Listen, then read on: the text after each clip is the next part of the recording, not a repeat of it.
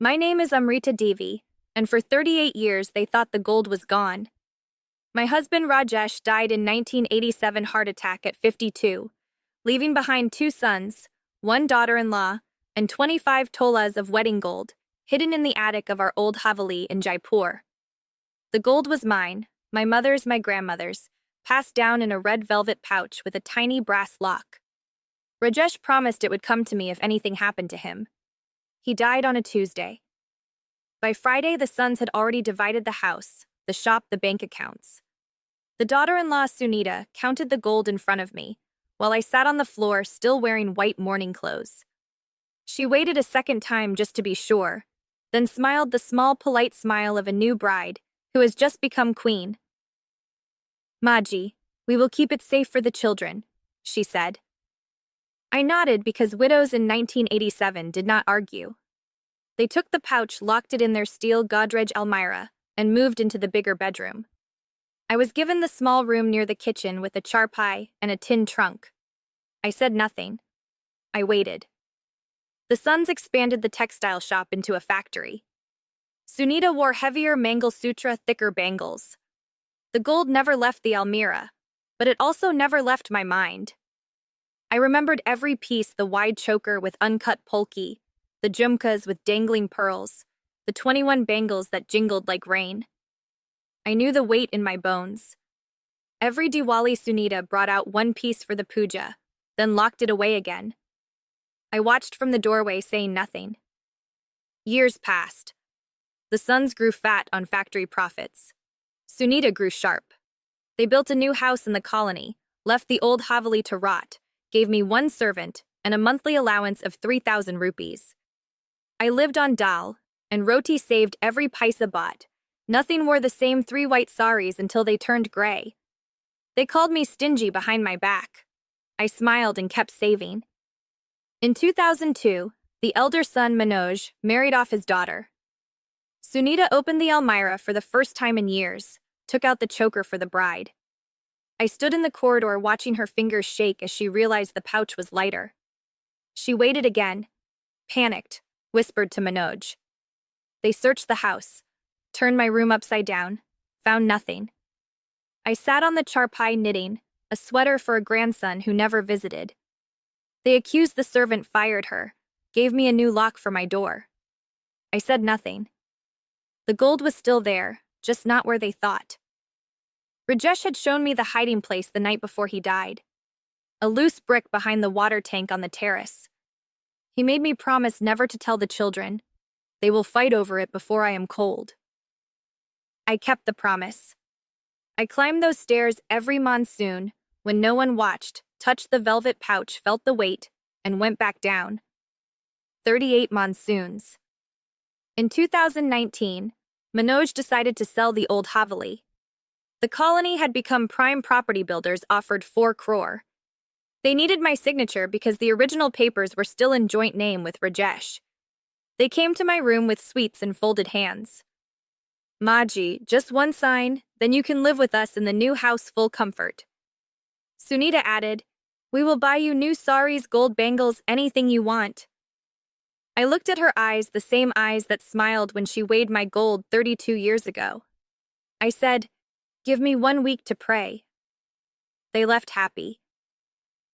That night I climbed the terrace one last time, knees cracking like dry twigs. The brick came out easy. The pouch was still there. Velvet faded brass lock, green with age, but the gold inside untouched. I carried it down, wrapped in my old shawl, hid it under my mattress.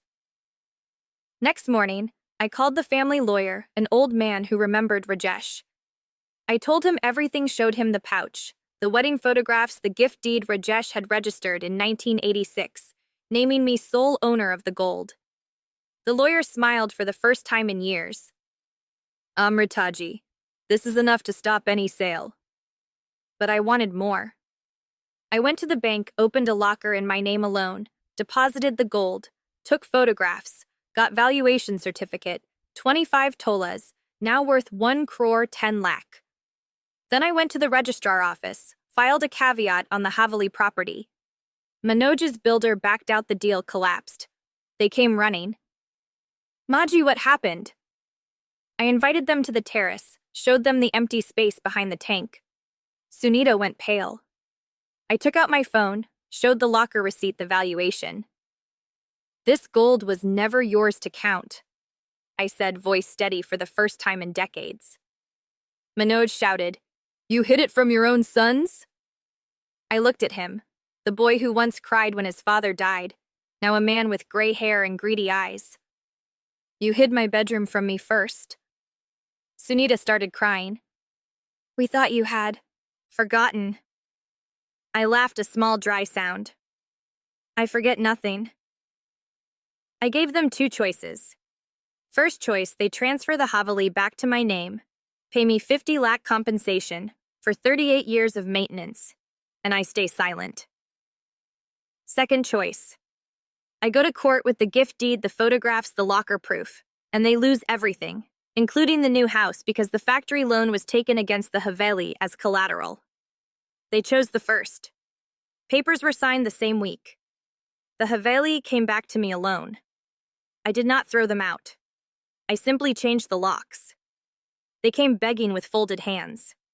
I let them keep the factory, the new house, their cars. But every month on the first date, the rent for the ground floor shop arrives in my account, 1,20,000 directly from their profits. Sunita still wears heavy jewelry, but now it looks borrowed.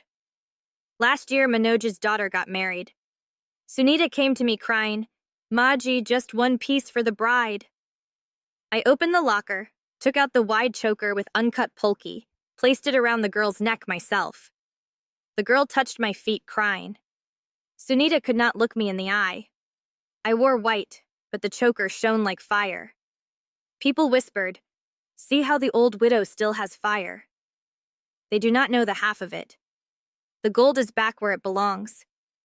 In my locker, in my name, under my mattress every night, I touch the pouch, feel the weight, and sleep like a queen. 38 years of waiting one afternoon to collect. Some debts are paid in gold. Some are paid in silence. I chose both. They never forgave me for the locks, but they needed the factory roof, so they swallowed their pride and came every Sunday with fruits and sweets, pretending nothing had changed. I let them come.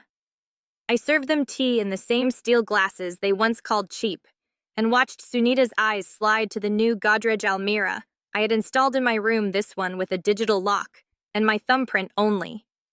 She knew what was inside. She never asked again.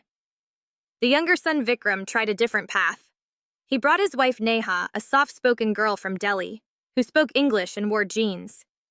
Neha sat beside me one afternoon, folded her hands and said, Maji, we are ashamed of what happened.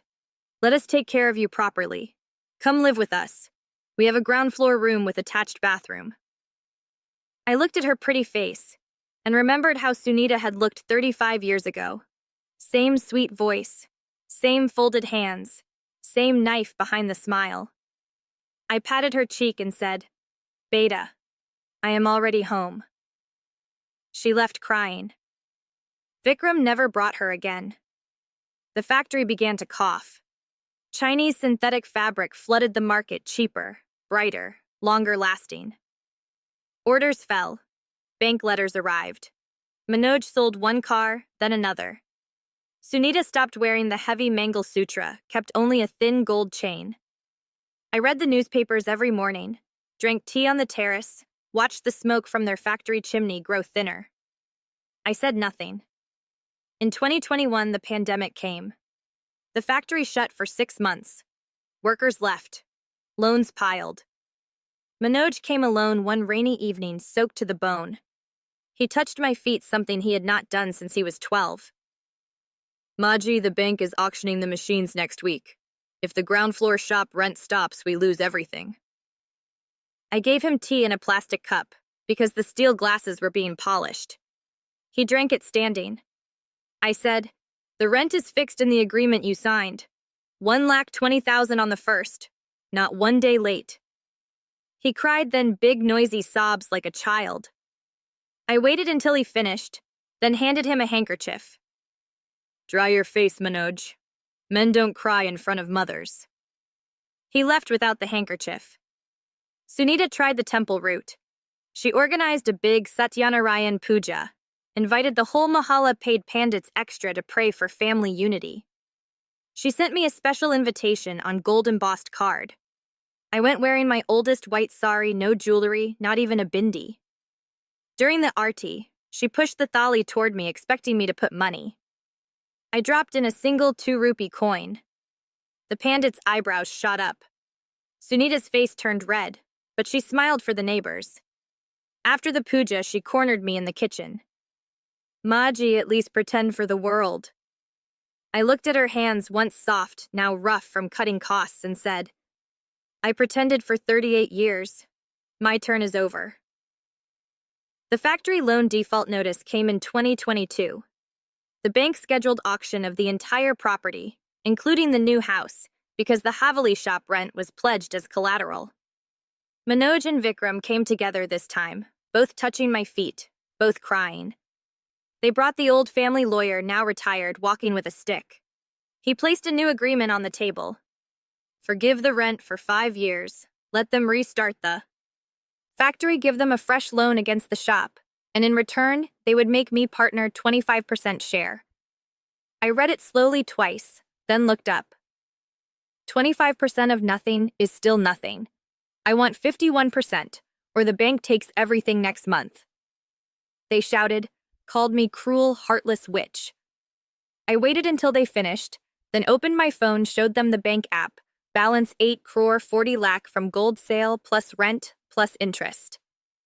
I can buy the factory tomorrow if I want, but I don't want machines. I want peace. They signed 51%. The factory became mine on paper. I kept them as manager's salary, 30,000 each per month, same as their old workers. Sunita stopped coming to the Haveli. I renovated the old house slowly. New wiring, new paint, new bathroom with western commode, because my knees no longer bent easily. I hired 2 maids, a cook, a gardener, all women whose husbands had left them. The Haveli began to breathe again. Neighbors whispered, see, the old witch turned the house into a palace. I planted marigolds along the boundary wall, bright orange against white walls. Children started calling me Amrita Nani instead of the widow. In 2023, Manoj's daughter got engaged. The boy's family asked for dowry, 20 lakh cash, plus car. Manoj came crawling again. Maji, just this once, help for your granddaughter. I invited the boy's family to tea, served them on silver plates, the ones Sunita had taken in 1987, and quietly returned when the factory shares changed hands. During tea, I asked the boy's mother, how much gold are you giving the girl? She laughed. Gold is old-fashioned, beta, we want cash. I smiled, opened the almirah, took out the red velvet pouch, now cleaned and shining, poured the 25 tolas on the table. The room went silent. I picked the wide choker, placed it around my own neck, for the first time in 50 years. This is what my mother-in-law gave me. I will give the same to my granddaughter the day she marries into a house that respects women. The boy's family left within 10 minutes. The engagement broke. Manoj did not scold me. He knew the cost. Sunita fell ill that winter. Diabetes, kidneys failing. Hospital bills climbed. Vikram sold his last car. They sent word through the maid. Maji, will you help? I went to the hospital wearing the full set choker, jumkas, bangles, kamar band, everything. Sunita lay on the bed, thin tubes in her arms, eyes sunken. When she saw the gold, her lips trembled. I sat beside her, held her hand. Remember when you weighed it the first time? I asked softly. She nodded, tears rolling. I remember too. I placed the pouch on the side table. Take 1 piece for medicine. The rest stays with me. She cried harder, but nodded. I paid the hospital bill anonymously. She never knew. The factory turned around slowly. I replaced Chinese machines with handloom units, hired only women, widows, daughters, who had been told weaving was men's work. Profits rose. The shop rent stayed 1,20,000, but now it paid salaries of 50 women. Manoj and Vikram worked like clerks, checking my signatures on every check. They aged 10 years in two. Last year on Rajesh's death anniversary, I organized a small puja on the terrace. I invited only the women workers, the maids, the cook, the gardener. We lit one diya, placed marigolds, offered sweets. No pandit, no drama. At the end, I opened the pouch, took out the 21 bangles, gave one to each woman worker. The youngest girl, 19 eyes wide, asked, "Nani, this is real gold?" I said, "Real enough to remind you that what is yours can never be taken if you know where to hide it." They touched my feet, crying. Manoj watched from the stairs, face gray. I looked at him and said, "Come beta light the last diya for your father." He did, hands shaking. Sunita died 3 months ago, quietly in her sleep. Vikram called me crying. I went to the cremation ground, wore white, stood at the back. When the fire was lit, I stepped forward, threw the single bangle she had taken for medicine into the flames. The gold melted quickly. I whispered, "Travel light Bahu." No one heard except the fire. Now the Haveli is full of voices again. Women laughing, children running, the clack of hand looms from dawn to dusk. I sit on the terrace every evening, touch the pouch, now lighter by 20 bangles, but heavier with memory. The wide choker stays around my neck always. People say, Amrita Devi has become rich. I laugh. I was never poor. I just waited. 38 years in the dark, 5 years to step into the light. The gold never left my hand. Only their eyes did. Some widows wear white. Some wear fire. After Sunita's death, the house in the colony stood empty. Vikram moved into a rented 2-room flat above a tailor shop. Manoj took his wife and remaining children to a smaller place near the railway station. They stopped coming on Sundays. The sweets stopped. The factory gate now had my name painted in fresh white letters, Amrita Handlooms. Women workers saluted when I passed. I saluted back. The gold pouch grew lighter every year. 1 bangle for a girl whose husband beat her and took her salary. 1 earring for a widow whose in-laws threw her out with 2 infants. 1 thin chain for a daughter whose father refused college fees because girls don't need degrees. They came to the Haveli back door after sunset, faces covered with dupattas. I never asked names. I weighed the piece on the old brass scale Rajesh had bought in 1975, gave them cash value plus 10% for the shame you carried. They left crying but taller. By 2024, the factory employed 200 women. We exported to Germany and Japan. Fair trade certificates hung on the wall beside photographs of Rajesh and my mother-in-law, both wearing the same choker I now never removed. Profits went into a trust, Amrita Devi Women's Fund. No son, no grandson, no male relative named in the papers. Only daughters, widows, and girls who had been told, "Your share is love." Manoj tried one last time. He came on Raksha Bandhan with a cheap Rakhi from the footpath. His hands shook as he tied it on my wrist. "Maji, we have nothing left. The children ask why Nani doesn't call." I looked at the Rakhi, carefully placed it in the puja thali, and said, "Tell the children Nani is busy teaching other children how not to become like their fathers." He left without sweets. The neighborhood changed. Young brides started visiting, asking advice. My mother-in-law took my salary. My brother says the flat is his because I am married. I gave them tea and the same answer. Write everything down. Save every receipt. Wait. The day will come. They called me Amrita Thai, now, not Maji. Respect tasted better than revenge. In 2025, the municipal corporation announced road widening. Half the old mohalla would be demolished, including my Haveli. Compensation was fixed at 9 crore. The officer came with papers, smiling. "Sign here, Amrita ji, and take the money. New flats are coming." I invited him to tea served on the silver plates. While he drank, I opened the locker, brought out the original 1948 sale deed of the Haveli, purchased by my father-in-law, in my mother-in-law's name, as Stridden. Then the 1986 gift deed from Rajesh to me. Then the 2019 transfer back to my sole name. All stamped, registered, witnessed. The officer's smile froze. This property cannot be acquired without owner consent, and fair market value is 25 crore minimum. He left sweating. The road plan changed route overnight. The Haveli stayed. Vikram's daughter Priya, the quiet one who used to hide behind her mother's sari, came alone one evening. She was 22, studying law on scholarship. She touched my feet and said, "Nani, I want to fight cases for women like you did, but with papers, not silence." I gave her the last jumka from the pouch. Start with this. Sell it, pay your fees. Then come work for the trust. Salary same as any lawyer, but every client free. She cried on my shoulder like Sunita never let her cry. The factory became a cooperative. Every woman worker got shares according to years served. Board meetings held under the neem tree. Manoj and Vikram still came for signatures, but now they stood outside the gate waiting like any employee. I never made them wait long, just long enough.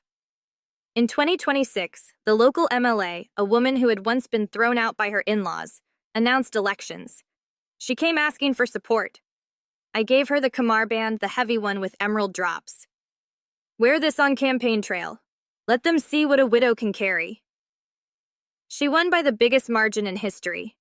The first bill she passed, compulsory registration of all strident at marriage. Newspapers called it the Amrita Law. That winter, Manoj fell ill.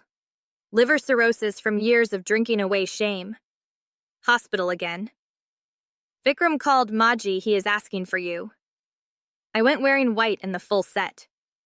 Manoj lay yellow and thin eyes sunken like Sunita's last days. He tried to touch my feet from the bed. I held his hand. Forgive me, Maji, he whispered. I looked at him for a long time, then said, I forgave you the day you tied that cheap Rocky. But forgetting is different. I placed the last thin chain in his palm, closed his fingers around it.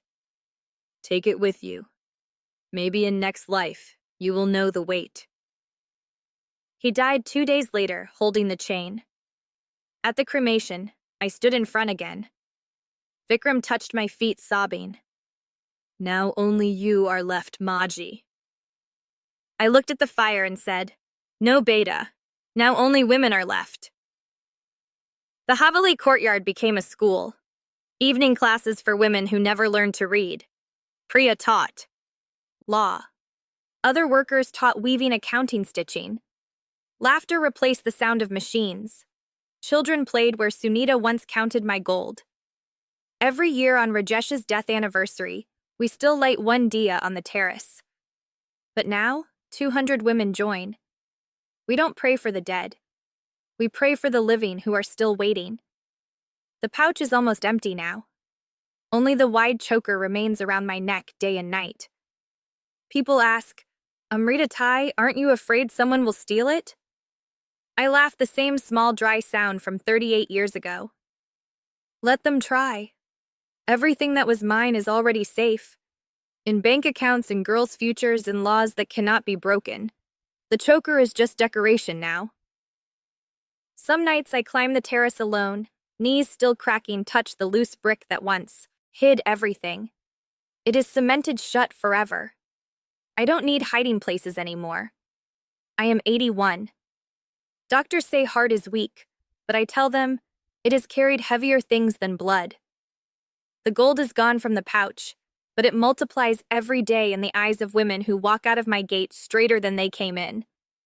Sunita used to say, gold is security. She was wrong. Memory is security. Patience is security. And a widow who refuses to forget is the safest vault in the world. The choker stays. The fire stays. The story continues long after I am gone, because I taught them how to hide their gold in plain sight inside themselves. Some widows disappear. I became the wall no one can break again. 83 came quietly, but the knees announced it every morning like temple bells that refused to be silenced. The doctor, a young woman who wore the silver lily badge of the trust, said, Amrita Tai, slow down, or the heart will stop without permission. I laughed and told her, it has my permission only when the work is finished. She prescribed pills. I took them with Mishri and kept climbing stairs. Priya, now 27, had become the trust's lead lawyer. She won her first big case in 2027, a widow in Ajmer, whose brothers had sold her husband's shop claiming, no children, no share. Priya produced hospital records, showing the widow had miscarried twice, records the brothers had hidden. The judge, a woman who had once attended my evening classes, ordered the shop returned plus 50 lakh damages. The brothers appealed. Priya came to the Haveli at midnight, papers in hand, eyes shining. Tai, they are offering settlement 25 lakh. I told her, tell them the price is the shop, plus one public apology on the courthouse steps wearing white saris like widows. They paid 40 lakh and apologized. The video went viral. Overnight, the trust's helpline crashed from too many calls. The Haveli courtyard could no longer hold the women. We bought the neighboring house, knocked down the wall, made one big compound. A sign went up. Amrita Devi Niwas. No men after sunset. The colony men complained to the police. The station officer, a woman who had once received a gold bangle from me, sent them away with tea and a warning. In 2028, the government announced a new law, all ancestral property, to be divided equally among children regardless of gender. Religious leaders protested. Fatwas were issued. A Maulvi in Lucknow said, women getting land will destroy families. Priya filed a PIL. I was called to Delhi as witness. They wheeled me into the Supreme Court in a simple chair, wearing white cotton and the choker. The judges asked, Mrs. Devi, how did you survive 38 years without your legal share? I said, by remembering every paisa, every insult, every night I slept hungry, so my sons could eat biryani. The bench was silent. The law passed 6-1. Newspapers called it the widow's victory. I called it Tuesday. Vikram came after that. Thin hair gone face-lined like old leather. He stood at the gate holding a plastic bag. Inside were Sunita's old saris, the ones she wore when she was queen. Tai, the landlord is throwing us out. The children are in hostel. Let me work as watchman. I will sleep in the storeroom. I looked at him for a long time, then said, the storeroom is now the library, but there is a small room behind the kitchen. Salary 15,000. You will clean the courtyard every morning and serve tea to the women who come for help. No talking unless spoken to. He cried and touched my feet. I let him. He started the next day. The women ignored him at first, then began giving small orders. Vikramji, bring water. Vikramji, sweep here. He did everything without complaint. Sometimes I watched from the terrace, saw the man who once drove a Mercedes, now carrying buckets like the maid he had once fired. One day a young widow shouted at him for spilling tea. He bowed and said, forgive me, Beti. I heard the word Beti, and something cracked inside my chest, but I said nothing. Priya got married in 2029 to a quiet boy from Kerala who cooked better than any woman in the Haveli. The wedding was simple, 50 women under the neem tree. I gave her the empty red velvet pouch, now washed and embroidered with her name. Fill it with your own gold, I told her. She cried and said, Tai, you already gave me everything. The trust opened branches in Ajmer, Jodhpur, Udaipur. Each branch run by a woman who had once come to my back door with a covered face. They sent photographs every Diwali, new buildings, new looms, new girls wearing the silver lily badge. I pinned them on the wall where family photos used to be. In 2030, the Prime Minister, a woman who had read about me in school, invited me to Delhi for Women's Day. They wanted to give me Padma Shri. I refused. Give it to the women who sweep my courtyard, who weave my saris, who fight in courts while feeding children. I already have what I need. Instead, I sent Vikram in a new kurta with a letter. The PM read it on stage. Respect is heavier than any medal. Give the honor to the invisible widows who are still waiting. The audience stood and clapped for 5 minutes. Vikram came back crying. Said the PM hugged him and asked about me. I told him, next time take sweets, not tears. That winter, the doctor said, heart failure coming. Maybe months, maybe weeks. I called Priya and the branch heads. We sat under the neem tree. I gave them the keys to every locker, every account, every property. The trust is yours now. Rule 1, never trust blood more than paper. Rule 2, never forgive before the lesson is learned. Rule 3, keep one piece of gold always for the woman who has nothing left. They cried. I told them, save tears for men. We have work. Vikram heard and came running. He fell at my feet. Ty, don't leave me alone. I touched his head for the first time in 40 years. You are not alone. You are home. Take care of the courtyard. The marigolds must never die. The end came on a Tuesday, exactly 44 years after Rajesh left. I woke early, climbed the terrace one last time, the steps harder than ever. The sun was rising pink over the old city. I touched the cemented brick, felt the choker heavy and warm against my skin. Priya found me there, sitting against the water tank, smiling at nothing. They carried me down on the same charpai I had slept on for decades. Women filled the courtyard, 2,000 at least. No pandit, no drama. Priya lit the pyre herself. When the flames rose, she opened the last small box I had given her. Inside was the brass lock from the original pouch, green with age. She threw it into the fire. The lock melted first. They scattered my ashes in the courtyard under the marigolds. Vikram sweeps there every morning now, whispering, "Good morning, Ty," to the flowers. The choker was buried with me. Some things are meant to stay hidden forever. But every year on that Tuesday, women come from everywhere.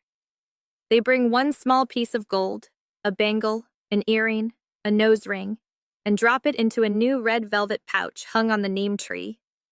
The pouch is never empty. The Haveli still stands.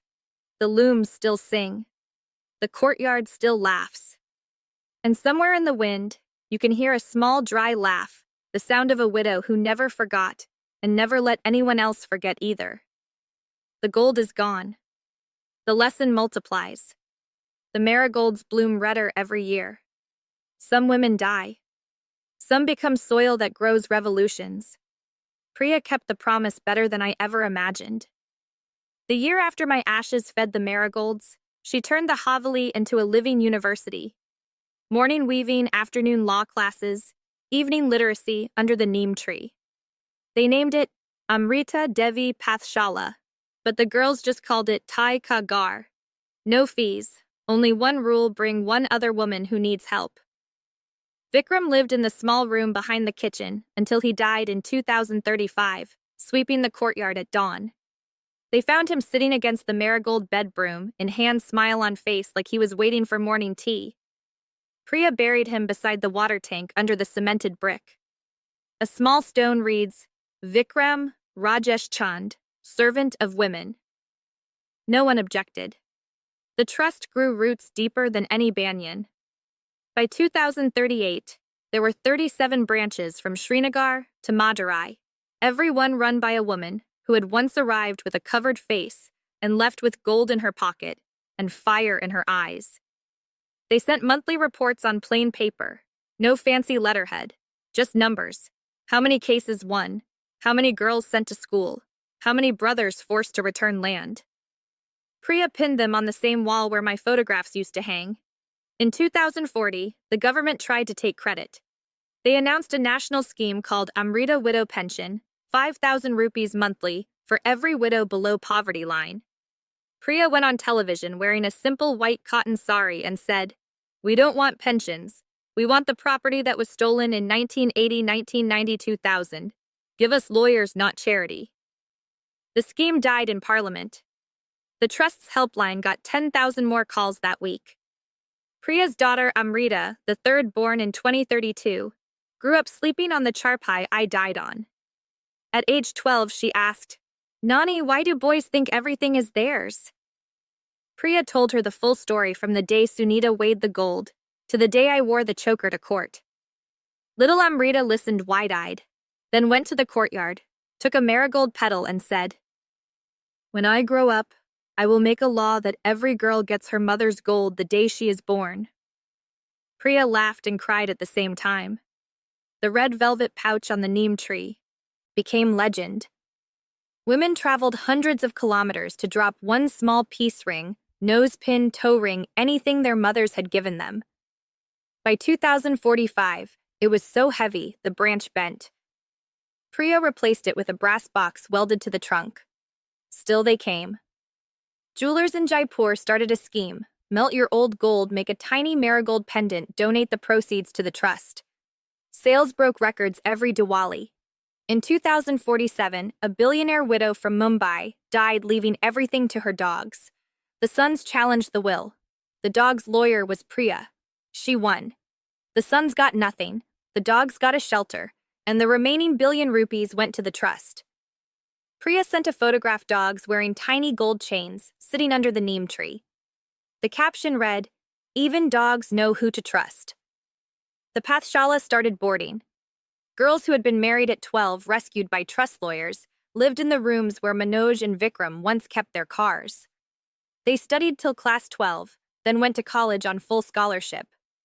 Every graduation day they came back, wore white cotton, touched the marigold bed, and said, "Tai, we kept the promise."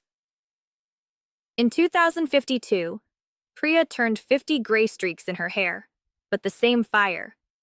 She launched the Gold Registry app. Every piece of stridin photographed registered GPS, tagged the moment it is gifted. Within a year, 10 million women had uploaded their jewelry. Brothers trying to sell family gold suddenly found buyers asking for registry proof. Sales stopped. Courts overflowed with cases. Priya hired 100 more lawyers, all girls who had once slept on my Sharpai. That same year, a television channel made a series called Real Widows of Jaipur. They wanted dramateers shouting matches. Priya gave them permission on one condition: film only the truth. The crew came expecting fights, found women weaving, laughing, teaching children. The director cried during editing. The series won every award and ended with my voice recorded from an old interview. "Gold is not the point. Memory is." Little Amrita grew tall, fierce, beautiful. At 18, she filed her first case, a village girl whose father had sold her kidney to pay dowry. Amrita won the girl a new kidney paid by the father, plus 10 years in jail. The judgment quote, "No father may sell his daughter twice." Newspapers called her Amrita the Fourth. She hated the name, said, "There is only one Amrita Tai.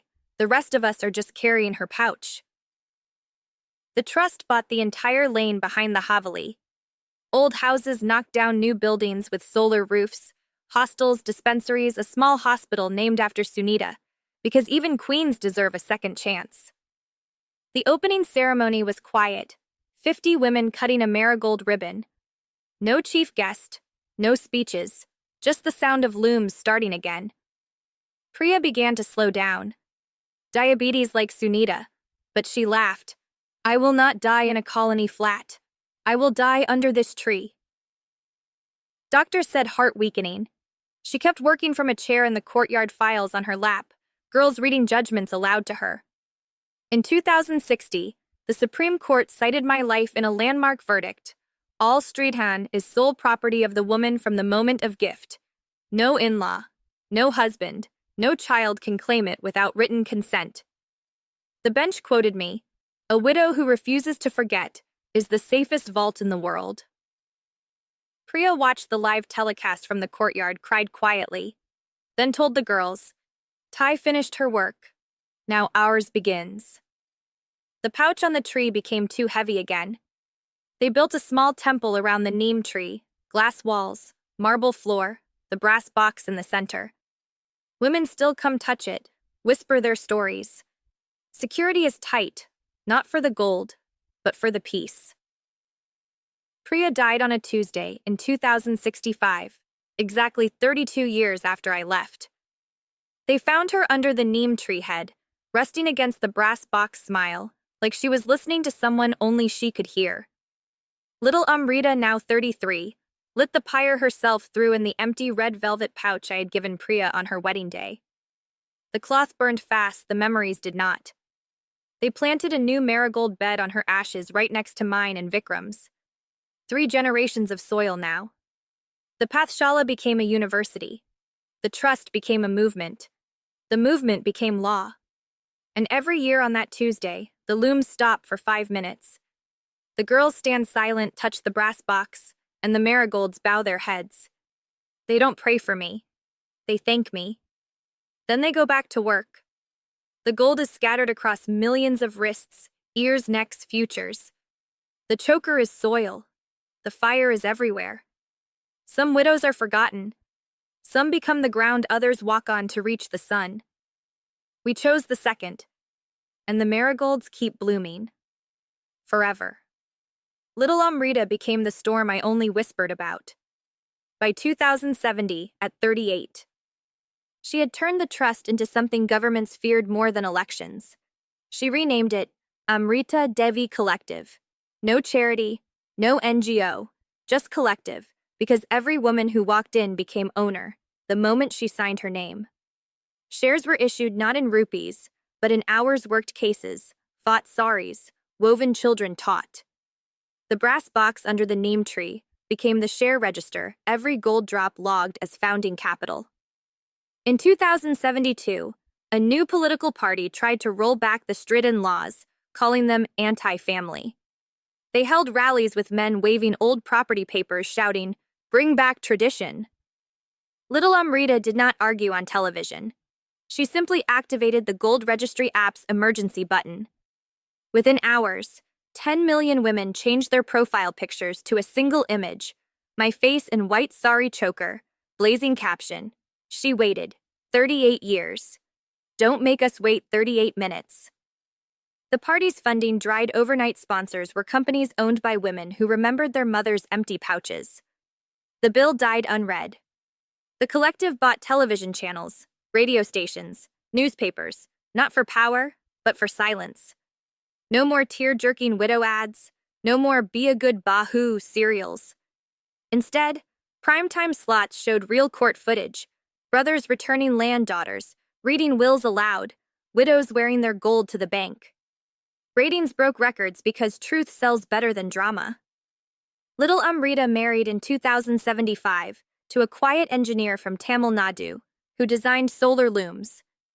The wedding was held in the courtyard, 10,000 women, no pandit, no dowry, just exchange of marigold garlands, and a simple vow. What is mine is yours. What is yours stays yours.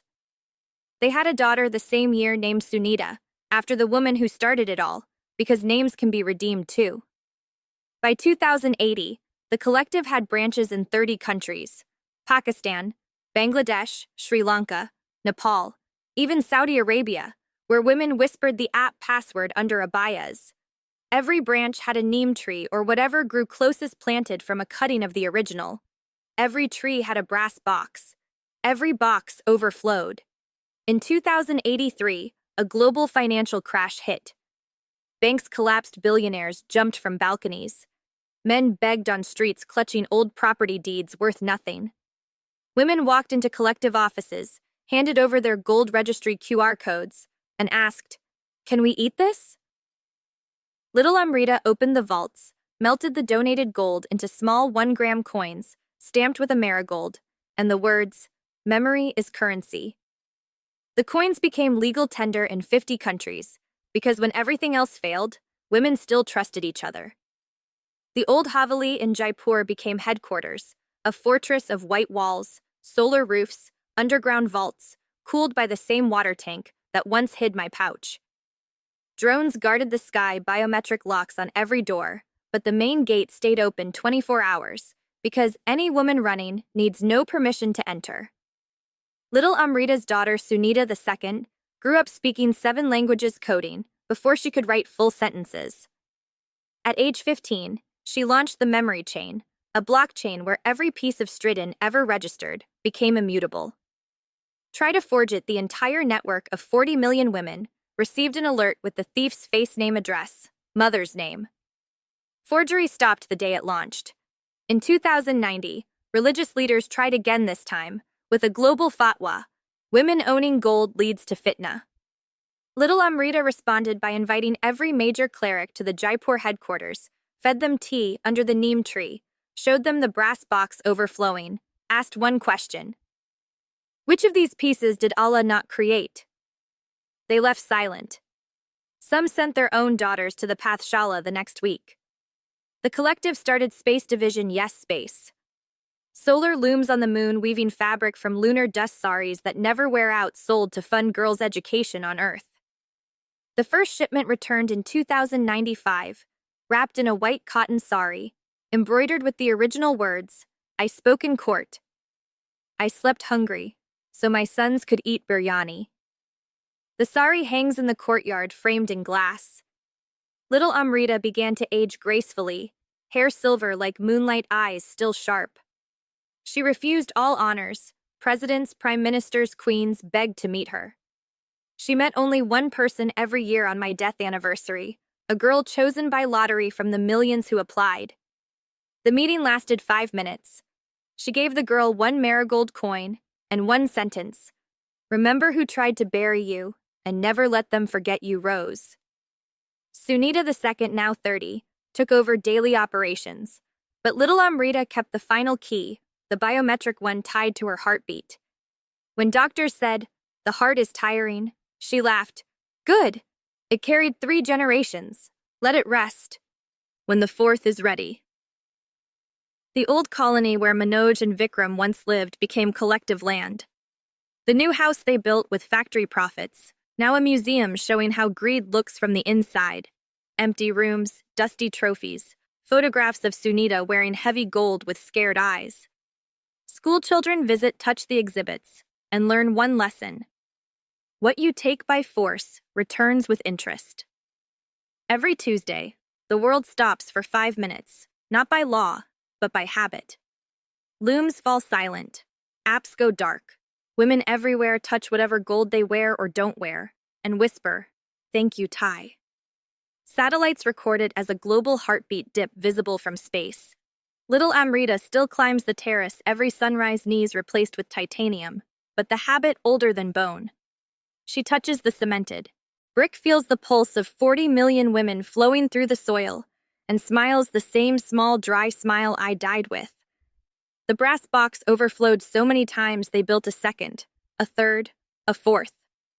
Now there is a room of boxes floor to ceiling, each coin, each ring, each broken bangle logged, dated, named.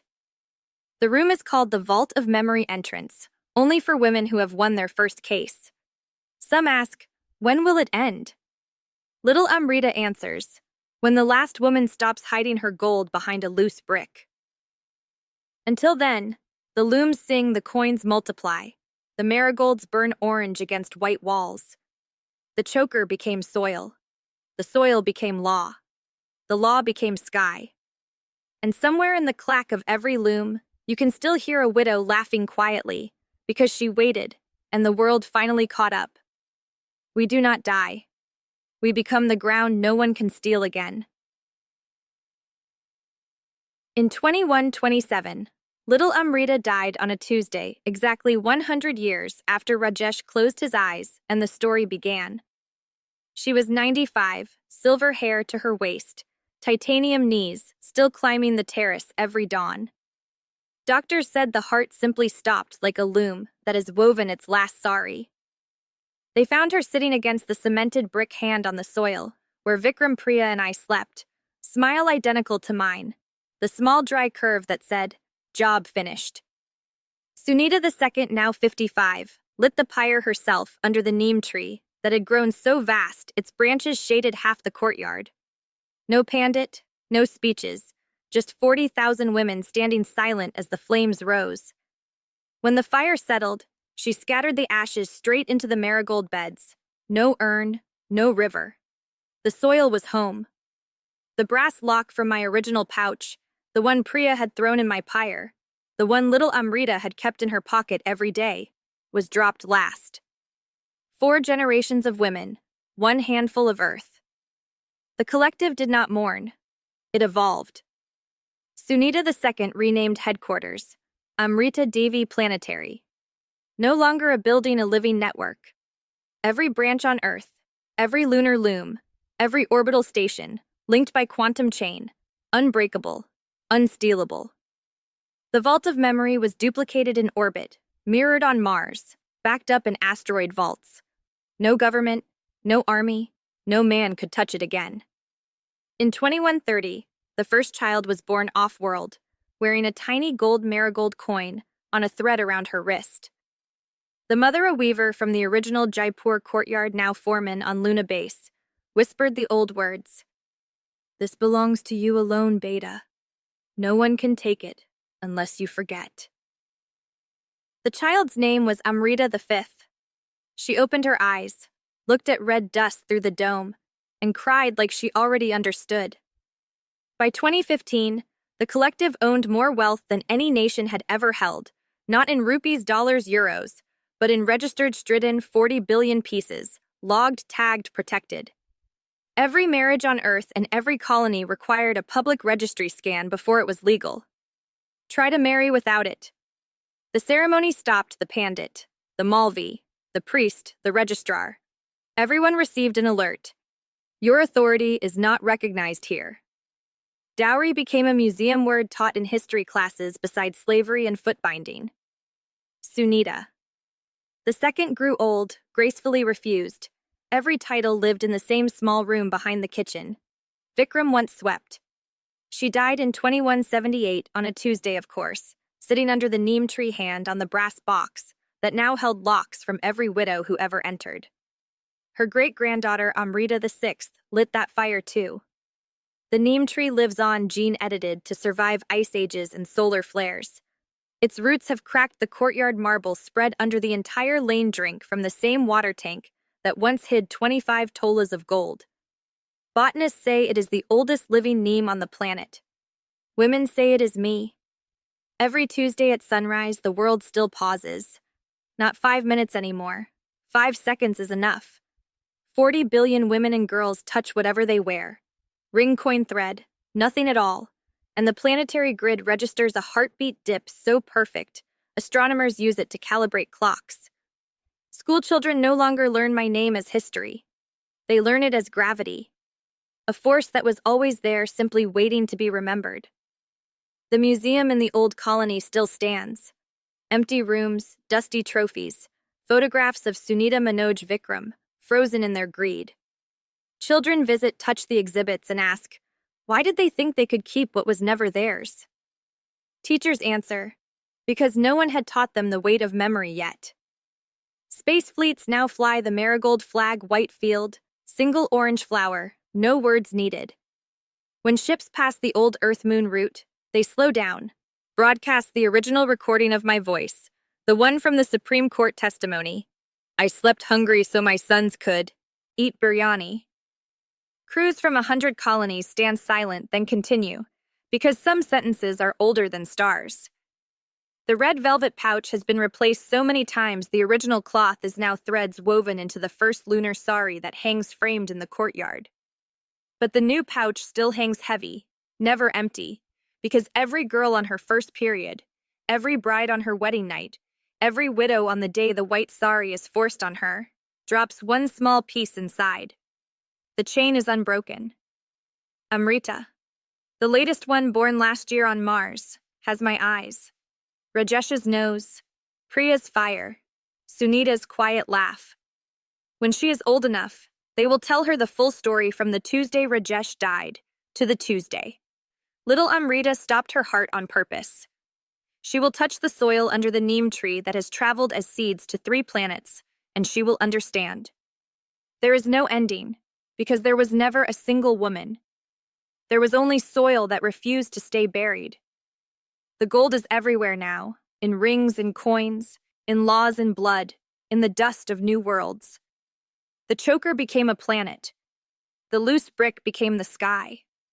And every time a girl anywhere looks at something someone says is not hers, and says, no, this is mine, that is me still climbing the terrace, still touching the brick, still smiling the small, dry smile. The debt was never money. It was memory. It is paid in full every sunrise.